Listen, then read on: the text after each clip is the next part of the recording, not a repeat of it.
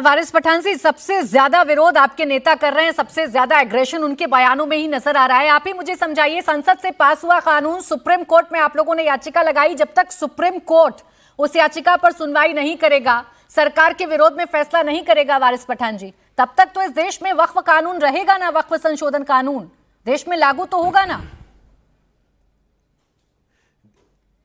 देखिए प्राची जी, ये कानून बनता ही नहीं अगर इनको समर्थन नहीं मिलता।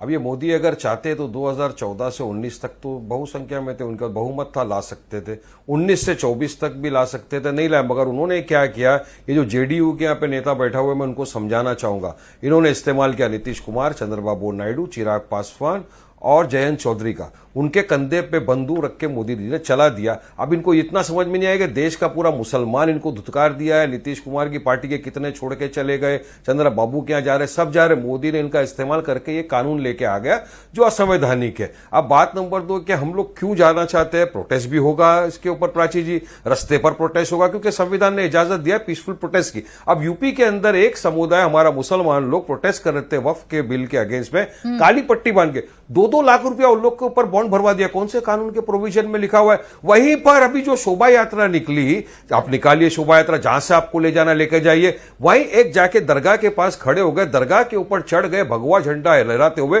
कुछ नहीं, उन पे 2 लाख 1 लाख बुलडोजर कुछ नहीं चलता। ये किस तरह के संविधान की बात कर रहे लोग, और लोग मुसलमान की हित की बात कर रहे हैं क्या? सुनिए मेरी बात, 10 सेकंड में बात कंप्लीट कर दूंगा मेरी प्राची जी। अच्छा कंप्लीट करें, बोले। नहीं सुनिए 10 सेकंड में मेरी बात कंप्लीट कर दूंगा प्राची जी। इनको मुसलमानों की कब से इतनी फिक्र होने लग गई है?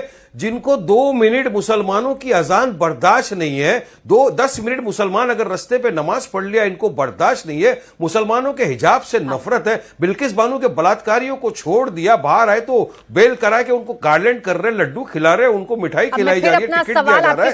ये जकिया जाफरी बेचारी इंसाफ की गुहार लगाते दुनिया से चले गई। ये लोग नमाज से, हिजाब से, खाने से आंदोलन करने की मुसलमानों की हित की बात करेंगे क्या प्राची जी? कौन सी बात कर रहे हैं कि आप आंदोलन करिए लेकिन पीसफुल प्रोटेस्ट करिए, आपको सुप्रीम कोर्ट जाने की आजादी है, लेकिन वही संविधान आपको यह भी तो बताता है कि देश की संसद अगर कोई कानून बनाती है तो उसे मानना पड़ेगा। वारिस पठान जी, ये बीच में ये कहना कि मुसलमानों आओ, प्लेसेस ऑफ वर्शिप 1991 का बना था जाएगा सर, आपकी मस्जिदों को छीन लिया जाएगा, आपके मदरसों को छीन लिया जाएगा, कब्रिस्तानों को छीन लिया जाएगा। मैडम जी बताइए ना कहाँ छीना? हाँ मैडम जी सुनिए, मानेंगे ना, सुनिए मैडम जी। हाँ बोलिए।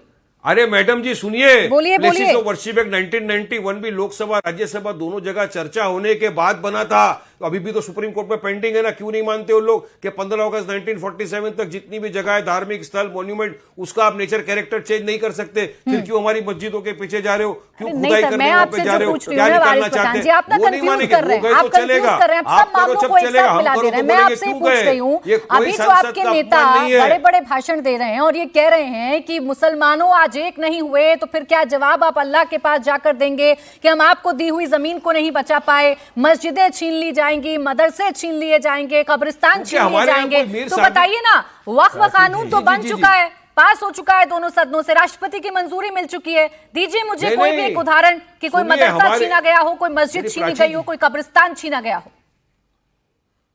प्राची जी मैं आ रही हूँ फिर प्रदीप। अरे उदाहरण तो सुनिए ना, मुंबई के अंदर रहता हूं, यहाँ पे आगा खान की ट्रस्ट की ऑर्फनेज, आगा खान ऑर्फनेज की जगह थी, वो एक सबसे बड़े देश के उद्योगपति ने वो जगह को ले लिया 22 करोड़ में सस्ते में, और वहां पे खूब आलीशान बना दिया है वहां पे जगह। 2 जनों ने उसके लिए ऑब्जेक्शन उठाया था, महाराष्ट्र में दोनों ऑफिसर का तबादला हो गया है, केस पेंडिंग है, सब जुटाई से कोर्ट के अंदर, इसलिए नहीं बोलता मैं।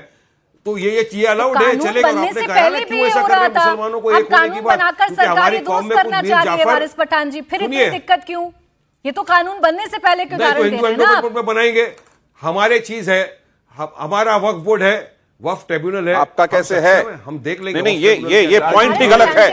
वक्फ बोर्ड आपका संविधान से क्रिएटेड वक्फ बोर्ड है, कानून से, इनका कैसे है? हो सकते हैं आप ये देश के कानून और संविधान या संसद के ऊपर नहीं हो सकते ना। इनको काउंटर कर दीजिए। नहीं प्राची जी, ये झूठ पे झूठ बोले जा रहे हैं। वक्फ बोर्ड 1954 में देश की कानून ने बनाया, वक्फ बोर्ड में संशोधन हुआ 95 में, उस समय कुछ नहीं बोले, 2013 में संशोधन हुआ तो उस समय नहीं बोले कि हमारा है, 2013 हम ही में करेंगे। बीजेपी ने उसको हरी झंडी अगर दी थी। 2025 में वक्फ बोर्ड को 2013 व्यवस्थित में करने, जब मैनेज हुआ, करने और उस उसको वक्त ठीक वहाँ पे ठाक राजनाथ पारदर्शी सिंह थे, बनाने सुषमा स्वराज कि कोई जी जमीन थी, का विवाद वहाँ नहीं पे हो। और अडवाणी जी सबसे थे, बड़ा सबने वक्फ मिलकर का जो हरी महान झंडी दिया था। मकसद है कि ठीक, किसी मकसद से नहीं जो उठाया। जमीनें दान की गई है, उस जमीनों का इस्तेमाल सिर्फ उसी मकसद नहीं, के साथ होना वारिस पठान चाहिए। जी